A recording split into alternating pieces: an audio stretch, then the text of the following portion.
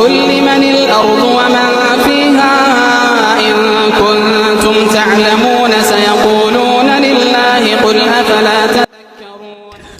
والله ما أنا مستعد للموت. والله ما أنا مستعد ألاقي الله.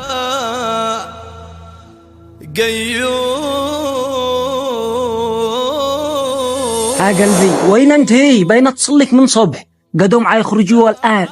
أيوة شوية وخرجوا، أهم شي تجي البيت لوحده ما بيش أحد إلا أنا. أيوة حلو جدا، يعني أمورك طيبة؟